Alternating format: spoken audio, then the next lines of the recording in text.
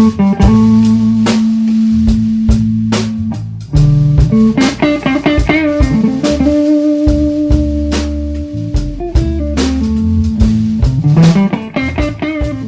salve pessoal, beleza? Bom, hoje estamos conversando com o ator e diretor de teatro, Celso Frateschi. Tudo bem, meu querido? Como é que você está? Muito bom, beleza? Bem-vindo aí. Opa, eu que agradeço. Deixa eu só tirar um pouquinho aqui, para não atrapalhar. Pronto. Para não machucar a plantinha também. Beleza. Bom, é muito bom estar com você aqui, para poder conhecer um pouco desse universo do teatro. Então eu queria que a nossa conversa aqui fosse um bate-papo bem tranquilo. Vamos que vamos. Vamos embora? Vamos embora. Então vamos lá. Bom, você tem uma vida dedicada ao teatro, mesmo com uma carreira no cinema e televisão, por que essa relação é tão intensa com a dramaturgia? Foi um pouco quando eu me formei, né? Comecei a fazer teatro bastante jovem, num curso que o Teatro de Arena, o antigo Teatro de Arena, do Augusto Boal, da Cecília Tumin, da Irene Guariba, deram um curso. Isso foi em 69. Nossa, já tem quase 25 tem uma história aí. 24 anos. E desde então eu faço teatro. O teatro foi sempre muito ligado para mim, com também meu envolvimento político, sempre esteve junto, né? Talvez por essa origem realmente, que é Augusto Boal e Irene Guariba principalmente, que foram duas figuras maravilhosas aí que serviram para dar um rumo mesmo, né? Uma direção para a vida. E desde então eu faço teatro. Você dizer assim, vou fazer teatro na vida, você não teve. Apareceu, foi e continuou de uma forma natural. Aí acabei me envolvendo muito, sempre tive muita sorte de trabalhar com os grandes diretores.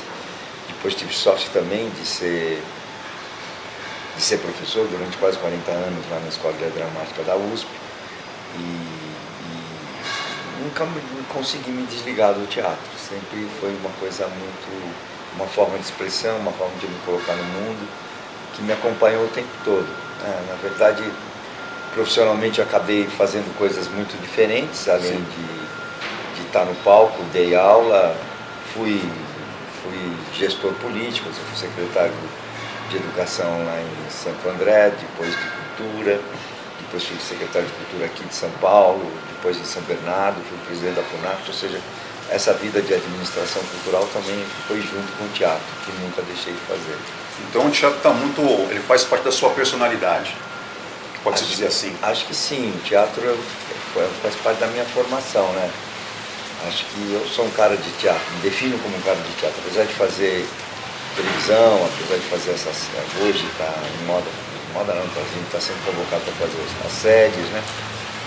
Além das novelas, isso eu faço, mas o meu lugar onde eu fico tranquilo é no teatro, no palco. Legal. Você já foi fundador de alguns grupos de teatro, né? Eu gostaria que você explicasse, né, quais são os seus objetivos com o Agora Teatro. Então, o Agora Teatro, que é o nome da praça grega, né, onde o teatro surgiu, né? E a gente é um lugar onde se troca conhecimento, onde os filósofos pregavam e onde acontecia os coros teatrais, vamos dizer assim, de Dionísio, né? Os cortejos de Dionísio que eram comemorados nessa praça, e foi daí que surgiu o teatro. Então a gente tem esse nome aqui.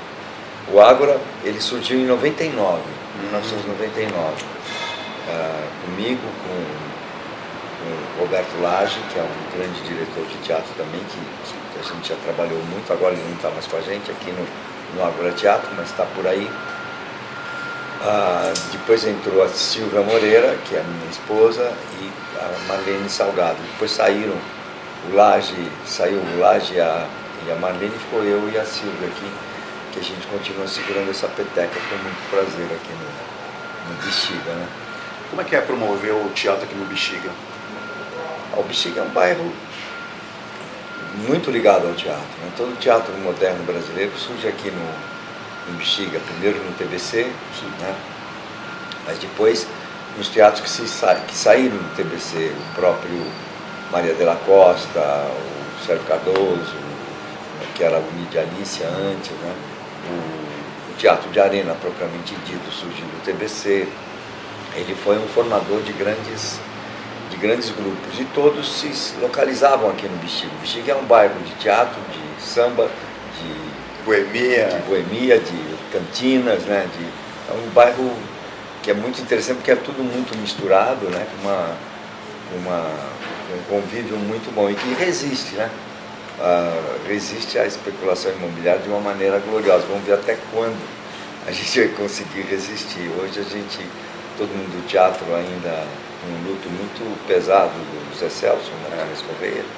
Estamos junto com a luta dele de preservar lá o Parque do Bexiga, né? E o próprio Teatro Oficina, que corre risco com essa ameaça do Silvio Santos. Nossa. Mas a gente vai em frente, né? Tem uma caminhada aí, né? Tem uma caminhada e tem força para lutar também. Sim. Como é que fica agora para vocês? Porque agora estão do lado da futura estação de metrô aqui, né? Como é que fica para vocês agora? Se isso está prejudicando, vai favorecer? Não, o Acho metrô que depois que é o metrô vai favorecer muito, né? Porque vai estar do lado. O metrô que chegou lá perto, chegou em Capão agora. Lá, está em Capão. Até que enfim. A gente sabe que é fundamental para o cidadão você ter essa capacidade de se locomover dentro da cidade. E o metrô é a melhor forma disso. Então a gente apoia muito o metrô e ao mesmo tempo que a gente apoia o metrô, a gente tem que fazer uma luta para resistir no lugar, porque quando vem o metrô, valoriza a especulação imobiliária, vai fundo e acaba expulsando os antigos moradores para a entrada de outros, né? Isso que a gente precisa segurar, quer dizer, o metrô tem que vir para facilitar a vida de quem está aqui na cidade, de quem vive, de quem precisa trabalhar, né? Então a gente vê com bons olhos o metrô. Acho que é um lugar que pode dar mais acessibilidade a todo mundo, né? Você pensar que você pode vir daqui de Brasilândia em 40 minutos, em 30 minutos, é muito bom, né? Eu gasto praticamente 40 minutos do Capão até aqui. Tranquilo. Se não tiver metrô, vai demorar 2 horas e meia. 2 horas, 2 horas e meia, se for pegar ônibus, né? Então dependendo do horário, né? Difícil. Então o metrô é uma ótima coisa e eu acho que a gente vai estar bastante favorecido quando ele ficar pronto. Eu espero que eles mantenham o prazo aí, daqui 2 anos a gente tem um metrô aí fora. A gente torce. A tua vida, né, tem muito envolvimento com questões de militância, né, como você já descreveu aí agora há pouco, né? De que forma a ideologia política utilizada dentro do teatro pode contribuir para uma sociedade melhor? A ideologia, eu vou entender com a participação política, ela é fundamental no teatro e fora do teatro, né? Se a gente tivesse os nossos irmãos aí, né, os nossos cidadãos brasileiros mais interessados em política, a gente não teria passado a desgraça que passou nesses últimos 4 anos, né? Esse cara não teria sido eleito, o Lula não teria sido preso, e eu acho que o Brasil já estaria numa situação muito melhor do que está. Então a participação política é fundamental. Eu sempre participei, eu comecei a participar ainda como na escola secundária, né? Fui preso a primeira vez pela ditadura, eu tinha 17 anos. Nossa! Né? E depois tive mais uma com 21. Você teve 2 prisões então? 2 prisões. Durante a ditadura? Durante a ditadura. Uma por causa do movimento estudantil secundarista, e a segunda eu fui preso no palco, dentro do teatro. Eles entraram no teatro, interromperam o espetáculo e me levaram a mim e a Denise Delvecchio, que era minha esposa, muito também, que sofreu essa violência, né? Então sempre teve muito envolvido a minha ação teatral com a minha ação política, né? Não no sentido da ideologia propriamente dita, mas no sentido do pensamento, da consciência crítica, né? De você conseguir discernir o que é certo e o que é errado para você e que você possa lutar por isso, né? Eu acho que é assim que a coisa deveria funcionar, e funciona também, né? Tem muito disso. Hoje, quem não viveu a ditadura, né, não tem muita ideia do que foi. Foi uma barra muito pesada, né? Porque cercear o pensamento, cercear o espírito crítico, cercear você, a tua liberdade é uma desgraça, né? Que só pesa mal para você, para o país, para todo mundo. Só quem usufrui disso é a burguesia mesmo, né? Que vive da exploração, né? E precisa às vezes de uma ditadura para poder explorar de uma maneira mais, docilizar o povo, né? Deixar o povo restringir, né? menos força de ação, né? A arte, ela pode fazer o público refletir sobre as questões de impactos sociais e culturais? Claro, ela sempre. O teatro surgiu assim, né? O teatro ele é irmão da democracia, né? Ou irmão da política. O teatro surge quando nossos ancestrais lá se juntam nas cidades, né? Ao se juntar na cidade, a polis, como a gente pode chamar, né? Surge regras para você poder sobreviver na cidade. Quer dizer, quem vivia no campo, uma família, um grupo familiar, de repente se juntam com outras famílias, cria uma outra identidade, e aí essa cidadania é cultivada pela política, e o teatro está em função disso, de você, de alguma forma, mostrar a realidade para que o ser humano consiga aprimorar a sua vida, aprimorar a sua relação, as suas coisas todas. Então, teatro e política estão sempre juntos, né? Um é irmão do outro, então, nasceram juntos, são irmãos gêmeos, né? E continuam juntos, né? E a gente sente muito isso quando a gente cria, quando a gente desenvolve a arte. Falta um pouco mais de valorização ao artista de teatro? Olha, eu não costumo reclamar muito disso. Eu acho que falta, né? Porque a gente sempre vai achar que falta. Mas eu acho que hoje em dia você tem muito, falta valorização, falta mais que valorização, falta um entendimento de como o teatro pode colaborar com a vida e sociedade, né? Porque não é uma colaboração passiva, né? O teatro não dociliza as pessoas. Pelo contrário, o teatro cutuca as pessoas e faz com que elas pensem numa melhoria de vida, né? Uma melhoria da relação do indivíduo com outro indivíduo. Sim. Isso é o teatro. Isso, então, deveria ser valorizado mais, talvez, do que fosse. Mas é uma necessidade também, né? Todo mundo fala da crise do teatro. Na verdade, o teatro sempre viveu em crise, porque sempre viveu em constante transformação, né? Desde a Grécia até hoje em dia. Quer dizer, você tem o teatro sendo feito de tudo quanto é maneira hoje em dia. E você tem muita gente fazendo teatro. Talvez tenha gente mais fazendo teatro que assistindo de teatro. Tem muitos grupos. E o teatro, independente dessa relação comercial que existe numa sociedade capitalista, o ingresso, o público e tudo mais, a forma como você aprende é a partir da imitação, né? É a partir do jogo teatral. Se você perceber teu filho, ele vai te imitar. Ele vai imitar o outro para poder entender aquele outro. Assim como lá atrás os nossos ancestrais artistas pintavam nas grutas os animais, as feras que eles tinham que entender para poder sobreviver, né? Lutar e sobreviver. E eu acho que o teatro é isso, é essa forma de aprendizado. Portanto, ele vai sempre estar em crise e vai sempre ser importante, né? Hoje está em crise o teatro burguês, né? O teatro que depende do ingresso, que é assim, uma simples forma de lazer. Não que eu acho que o teatro é uma forma de lazer, mas mais do que uma forma de lazer, ele é uma forma de você construir um conhecimento. Sim. Nesse processo que teve com a pandemia, como é que vocês se manteve aí? Foi uma loucura, porque aqui a gente partiu para o virtual, né?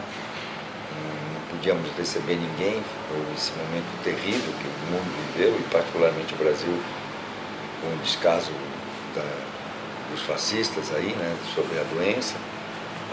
Então a gente tinha que se virar. Então a gente criou uma forma de decálogo que fazíamos o teatro virtual, que mantinha tudo que era possível do teatro dentro da relação virtual, né? E funcionou muito. A gente montou 3 peças, fizemos temporadas, né?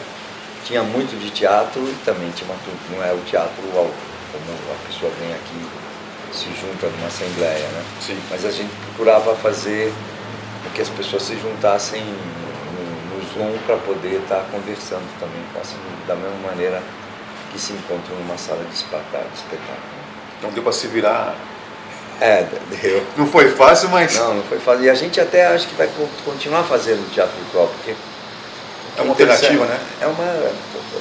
A dificuldade faz com que você crie soluções, né? E eu acho que a gente criou soluções legais para sobreviver e para continuar fazendo teatro. Legal. Bom, o palco é considerado um lugar sagrado onde o artista não basta ter talento. É preciso muito estudo, dedicação e disciplina, ou seja, tem que ser digno para poder atuar?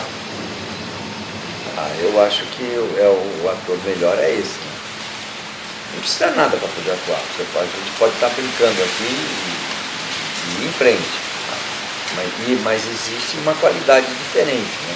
Daquele que só usa o teatro por uma exibição, expor a sua vaidade, e daquele que usa o teatro exatamente pelo contrário, para poder se descobrir, né? Porque quando a gente se descobre, nem sempre a gente gosta do que vê, né? Acaba mostrando alguns monstros aí, né? Monstros e é exatamente isso que é o teatro, para mostrar esses monstros, para poder dominá-los, né? Porque eles existem, né? Nessa condução dessa energia que é o palco, você que está aí já enraizado nisso, o que a gente pode sentir, né, dessa conexão artista-palco? Como é que funciona isso? Olha, o teatro, o Boal dizia, né, que é um grande mestre, dizia que o teatro não acontece no palco ou na plateia, mas acontece entre o palco e a plateia. Então é desse diálogo entre o que está no palco e o que está na plateia é que dá a frição necessária para o teatro acontecer e ser agradável de ver, né? Você tem o mundo da fábula, né, que é o mundo próprio, é o mundo que o autor escreve, que é... Hamlet foi escrito há mais de 500 anos, né?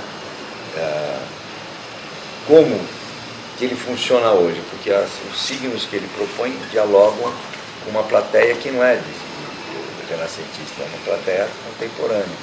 Essa frição é que gera, eu acho que é a coisa interessante, né? Quer dizer, esse choque de mundos, do mundo da fábula com o mundo do ator, né? Eu venho da rua com uma série de preocupações quando entro no teatro, né? Existe um teatro que procura fazer, esqueça tudo isso, tem esse momento de... Sim. O Brecht falava assim, é o teatro que funciona como uma droga, né? Te tira do mundo. É agradável, é gostoso, mas não te adianta para nada, ele te vicia em não entender o mundo.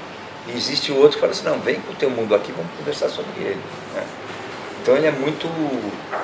tem esses tipos de teatro. Eu gosto mais que a gente parta não mitifique que a gente está vivendo, o teatro é um outro mundo, é o mesmo mundo e ele sempre vai, de alguma forma, o espectador, né, sim, sempre vai se ver o seu mundo naquele mundo espelhado no palco, né? E é isso que vai fazer com que ele tenha prazer ou não. A gente está falando de palco, mas na Grécia Antiga, né, as apresentações também tinha apresentação nas ruas, né? Surge como coro de tirânico, né? Meio como um coro carnavalesco, né? Em cultuar um deus, como aqui se cultua, tem ainda a imagem do rei Momo, tem a imagem de algumas figuras míticas aí do carnaval, né? Mas lá não, lá tinha um sentido de você recuperar a sua própria mitologia e tudo mais, mas era um coro de tirânico. Lentamente surge um diálogo com o corifeu que pergunta para o coro responde, né? E aí vão criando formas teatrais e eles vão se juntando nos teatros, né? da Grécia Antiga, que teatro, a origem do termo, que teatro é o lugar de onde se vê, né? Então é necessariamente a plateia, né? E isso evolui para outras coisas, até o palco vai se fechando, né? O teatro cria-se o palco e a plateia, depois esse palco e a plateia vai para lugares fechados, daí rompe de novo, mas sempre existiu tanto o teatro mais oficialzão, né, que como também sempre permaneceu o teatro de rua,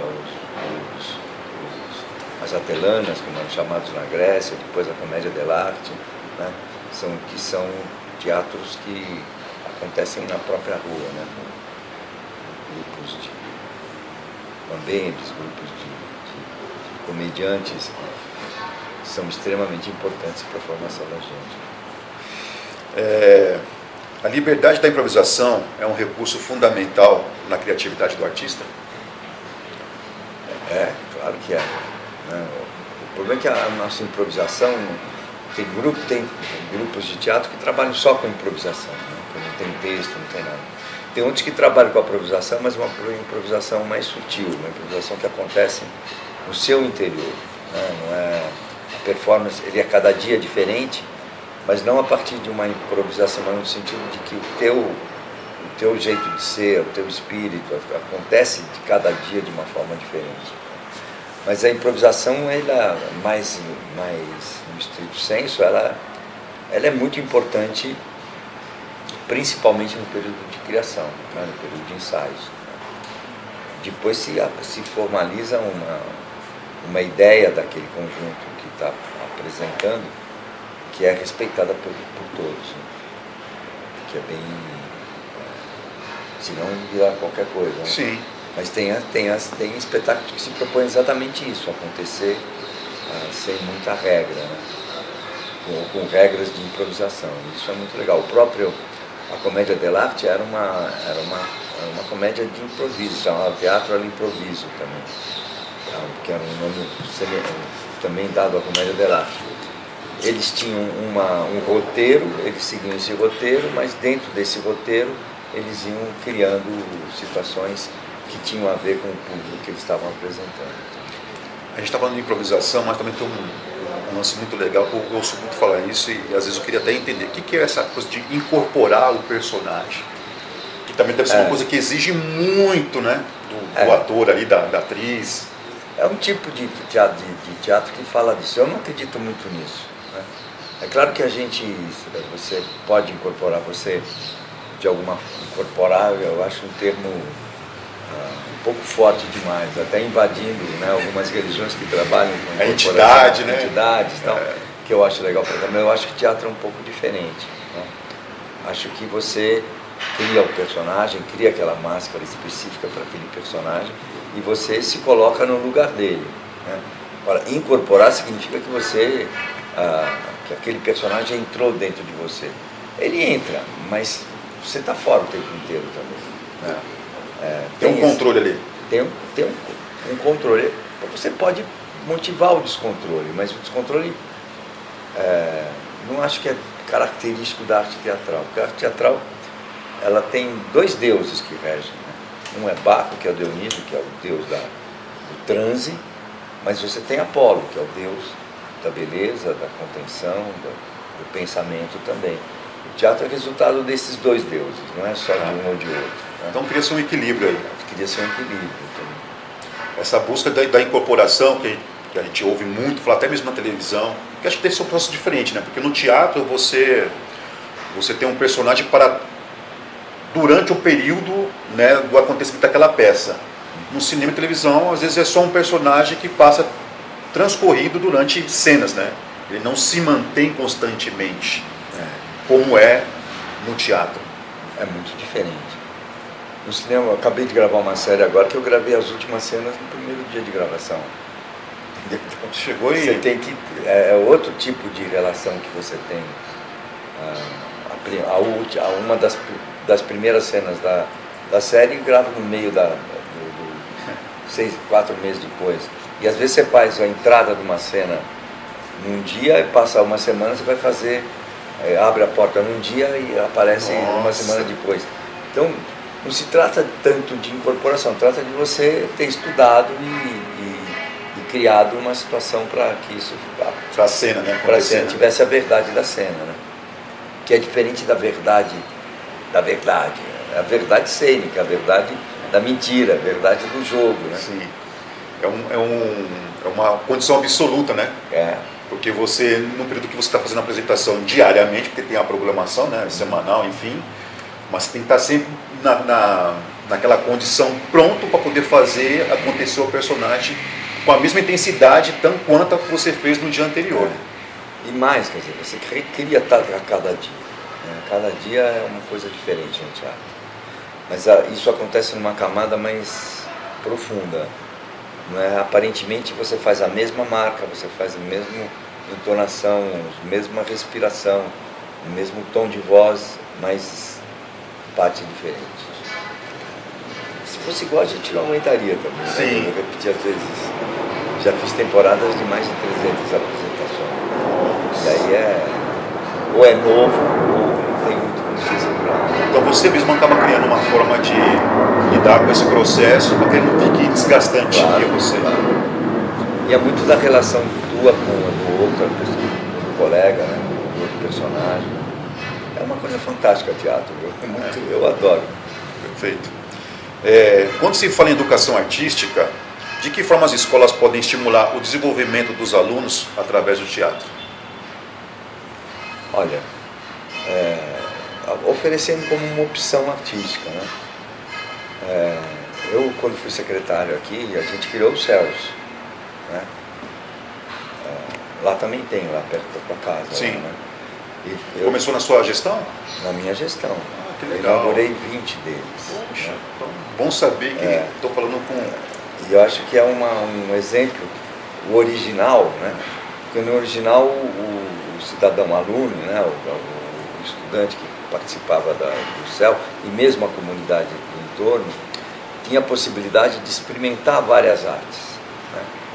Alguns tinham orquestra de cordas, outros tinham só o teatro, outros tinham grupos de dança, outros tinham um estúdio de artes plásticas, tinha um estúdio de TV, tinha um estúdio de rádio, né? Tinha várias dessas possibilidades, onde, como também tinha skate, como tinha piscina, essa coisa toda. O estudante podia chegar lá, o cidadão, e experimentar isso tudo, e desenvolver a sua criatividade a partir de uma ou de outra coisa. A arte vem nesse sentido do prazer, né? Não vem no sentido da obrigatoriedade, né? Não é uma aula de piano chato, é um delírio do piano, é um delírio do violino. É isso que eu acho que a arte tem que trazer. Fundamentalmente, esse prazer de você poder sair da realidade para poder enxergá-la, né? E vivenciá-la de uma outra maneira. Acho isso. Eu vejo que a escola, né, nos tempos atuais, não só desse momento, mas já vem acontecendo há algum tempo, e é difícil falar, né, sobre essa escola quando você tem um professor agredido, né? Oxe. Porque quando você pensa numa formação de um cidadão, né, sendo ele um aluno, e o próprio cidadão que está sendo formado já traz a própria violência para dentro das escolas, fica difícil ter um estímulo, né, de estrutura da escola ou do professor, que é um incentivador, criar possibilidades culturais. A gente viveu desde a ditadura, o ensino veio sofrendo muitos problemas, né? Agora teve alguns lampejos de criatividade, acho que nos governos mais progressistas, mas até então era muito barra pesada. Eu fiz muito espetáculo na escola e a sensação que você ia, falou assim, não é possível, pela arquitetura da escola, não é possível que alguém consiga aprender ou ter prazer aqui, porque é verdadeiras prisões. Grade, cimento, e grade. Você, para chegar numa sala, tinha que passar por três grades, entendeu? Isso não é um ambiente escolar. O ambiente escolar é esse aqui, entendeu? Que a gente faz questão de manter para os caras que vêm aqui no teatro. Tem que ser bem recebido, tem que ser acarinhado, né? acolhido, né? E vou te dizer que a coisa bonita, a coisa prazerosa, custa tanto quanto a coisa feia, entendeu? Sim, É o mesmo concreto, é o mesmo tijolo.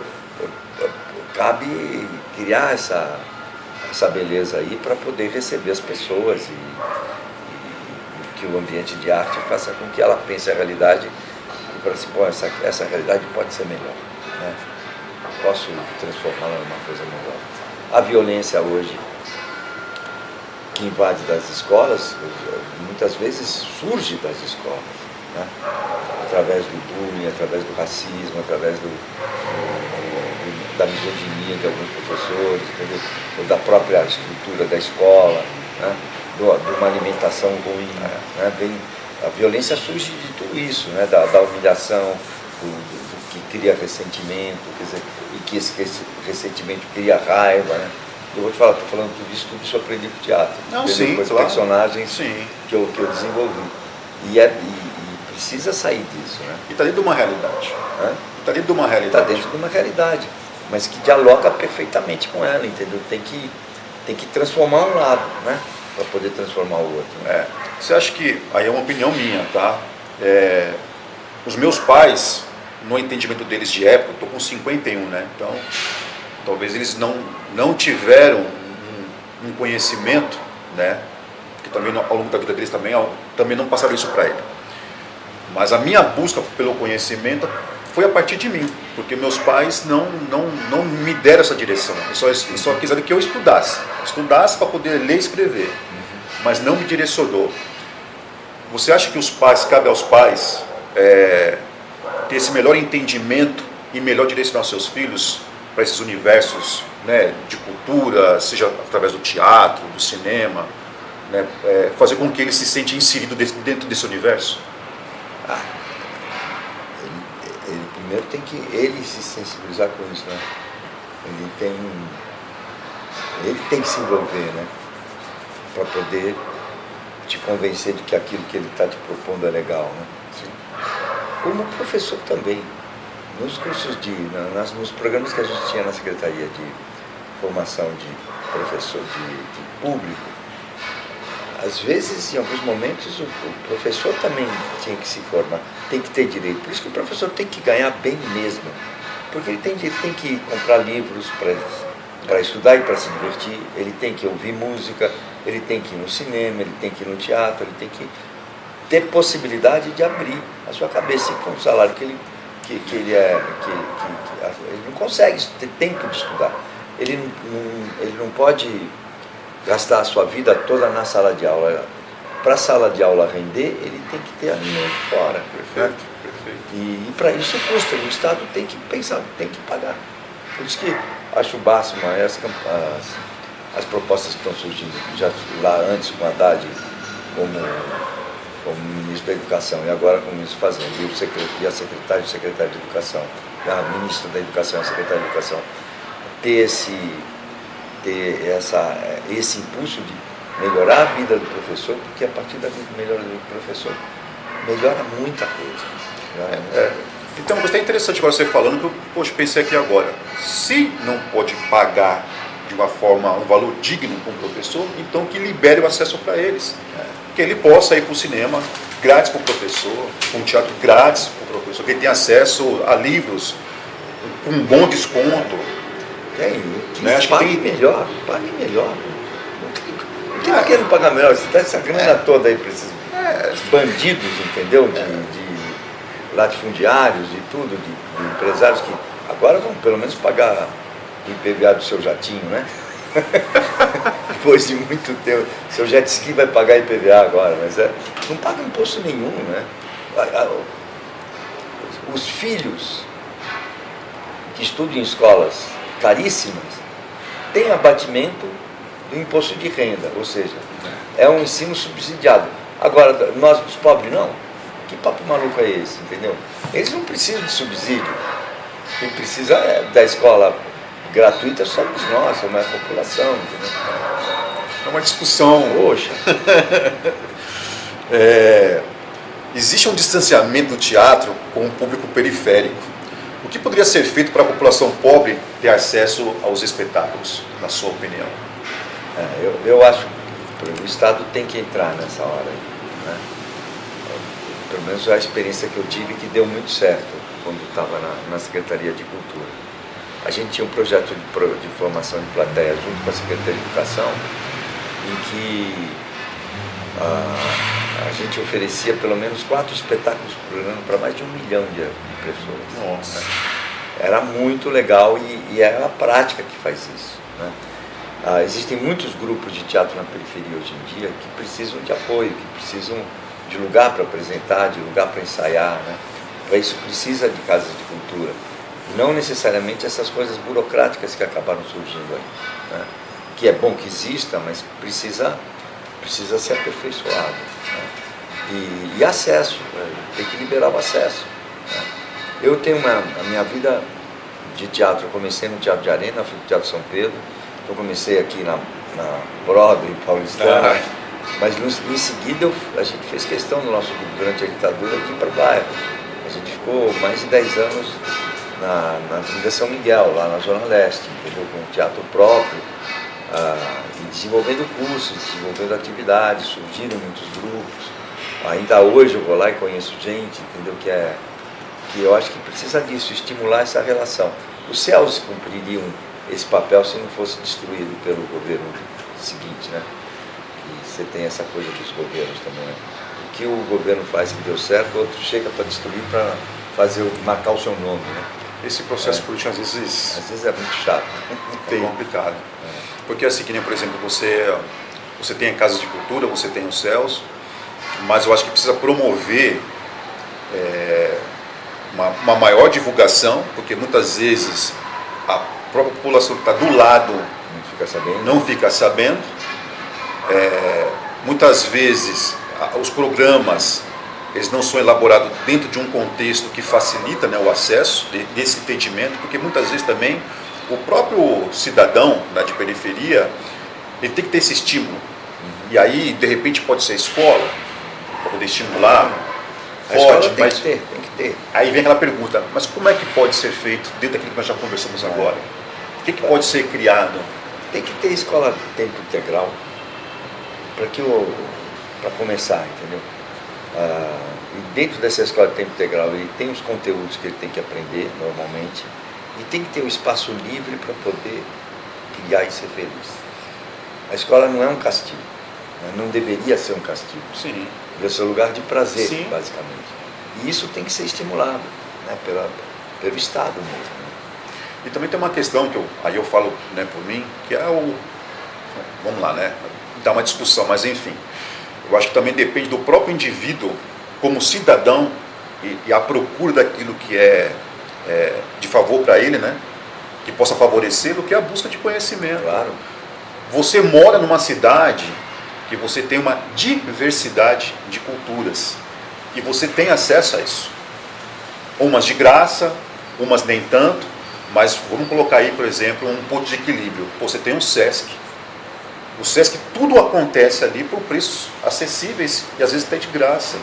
E às vezes quando você vai num SESC, eu falo isso porque eu frequento o SESC, às vezes eu vejo show, espetáculos vazios. Né? Verdade. E olha que tem uma divulgação, tem uma rede social, é super conhecido, mas você não vê as pessoas lá. Tem pessoas que nem sequer conhecem o SESC, tem pessoas que nascem em São Paulo, moram em São Paulo, vivem em São Paulo e não conhecem o SESC. Tem que estimular, né? Não conhece o que é um bexiga, né? Não conhece o que é um centro. Eu vejo as pessoas hoje dizendo para mim assim, eu tenho medo do centro. E eu digo, mas que centro que você está falando? Porque o centro, dentro de uma mega metrópole como é São Paulo, está sujeito às condições que aparecem lá hoje. Porque aí tem uma discussão política, de preservação pública e tudo mais. Né? Tem os moradores de rua, tem uns caras que mexem com tráfico, os drogados e tudo mais. Mas eu consigo interagir. Claro. Eu consigo enxergar dentro do centro outras possibilidades que é de busca. Não, peraí, tem essa parte ruim, mas se eu for num outro ângulo, eu vou achar outras coisas bacanas, outras coisas legais. O problema é que as pessoas vê e já acham que é aquilo, e sai propagando. Eu acho que, não, deixa eu entender o que é o centro, deixa eu entender o que é o bexiga, deixa eu entender o que é o teatro, deixa eu entender o que é o cinema.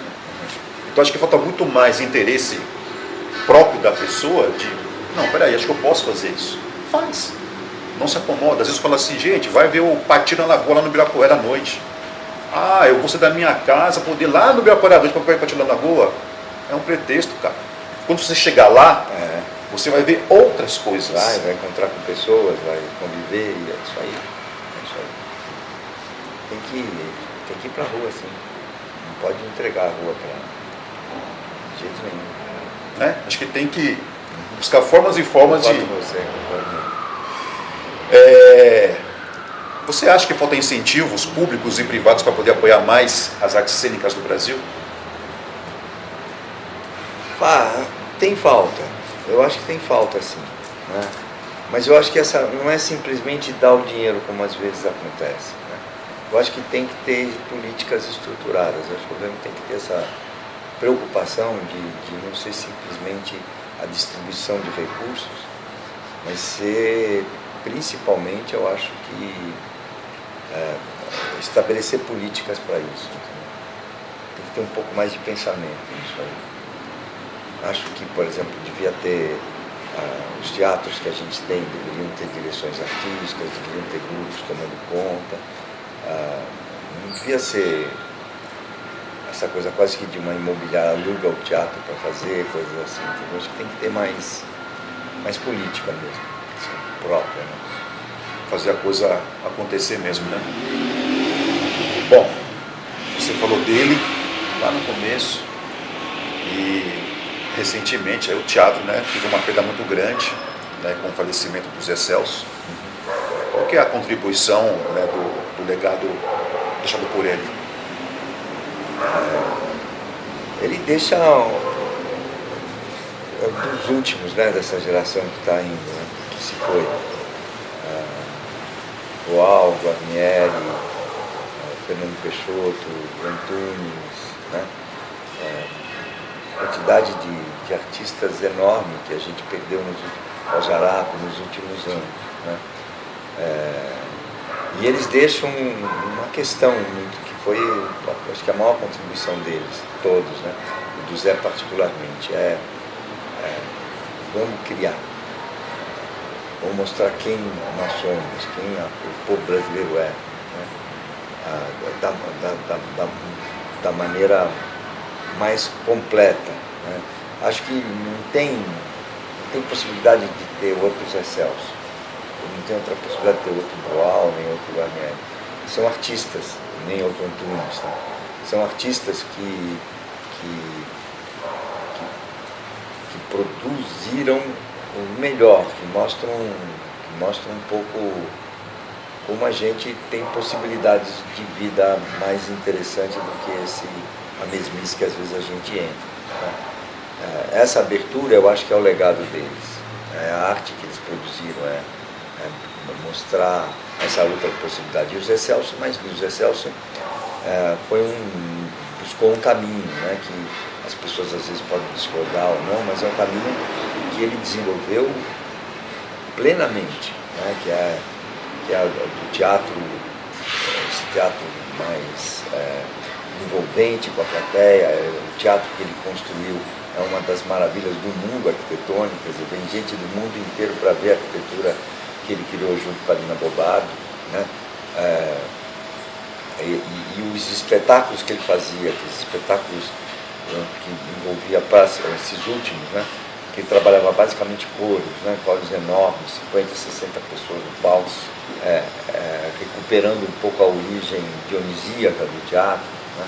É um diretor fantástico, né? E maravilhoso na sua potência artística. Né?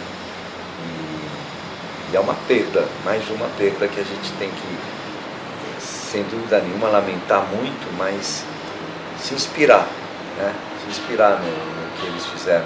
Não para fazer o que eles fizeram, mas para que a gente consiga fazer o que a gente é, sim, da maneira mais plena possível. E dentro de uma essência, né? Que é o mais importante, né? Representar aquilo que desperta a nossa vontade. Né? Exatamente. Para a vida. Ter essa plenitude da sinceridade do seu trabalho artístico. Né?